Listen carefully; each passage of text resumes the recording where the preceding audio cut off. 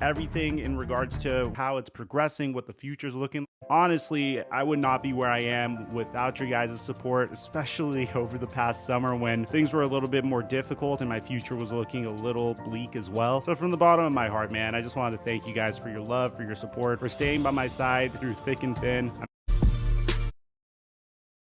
Get into the third quarter.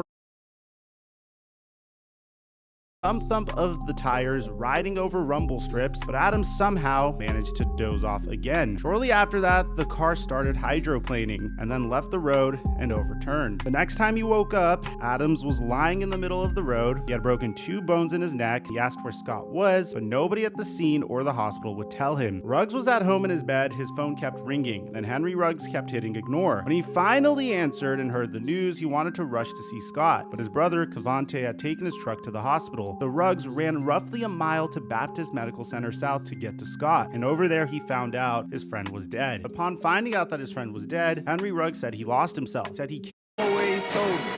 And in other select areas, Henry Ruggs decided to get into his Corvette and drove 156 miles per hour until he crashed into the car of Tina Tinter, where Tinter and her dog would get trapped in the car that was burning on fire and got incinerated to death. Authorities would say that Henry Ruggs' blood alcohol content, which was measured 2 hours after the crash, was 0.161, which was more than twice the legal. Another criminal case involving somebody driving 156 miles per hour. So at this point, the Las Vegas Raiders had no choice but to cut ties with Henry Ruggs, the first wide receiver off the board in a truly deep and special 2020 NFL draft class that contained wide receivers like CeeDee Lamb, Justin Jefferson, and Jerry Jeudy. This draft class would go down in infamy, by the way, for the John Gruden era, be the Raiders franchise corner.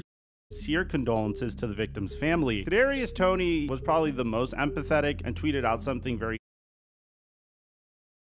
for a DUI that resulted in the loss of life. Your future is incredibly uncertain, but through it all, we saw some very interesting things over the past year. Primarily, something that I originally thought was incredibly unlikely was that Henry Ruggs was reportedly holding out hope for an eventual return to football. As of March 16, 2022, Henry Ruggs secured permission to leave home confinement twice a week for 3 hours at a time to work out at a training center that caters to pro athletes. It's unclear whether Ruggs hopes to play football again. Maybe he does, maybe he doesn't. Maybe he just needs to have something to do, something to break the monotony, something to give him hope, an outlet for the feeling that he is trapped at home, a way to use God-given skills that will begin to erode in time. Whether Henry Ruggs will make it back or not is a different conversation for a different day, because on one hand, you had Dante Stallworth, who was suspended for 1 season after pleading guilty to DUI manslaughter. 1 year later, defensive end Leonard Little was suspended 8 games after an involuntary manslaughter.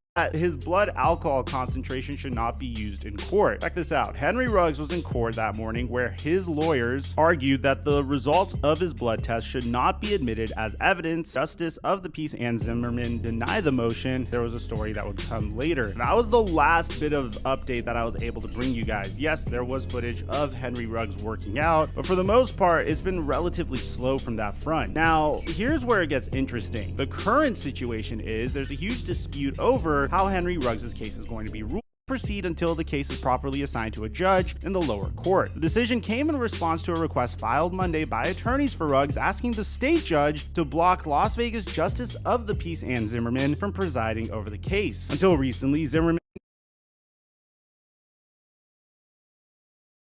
when, without notifying the attorney, she decided to keep the former wide receiver's case on her calendar while the rest of the thousands of DUI cases were transferred to a new judge. "It's outrageous," said Chesnov. "We've been like a deer in the headlights."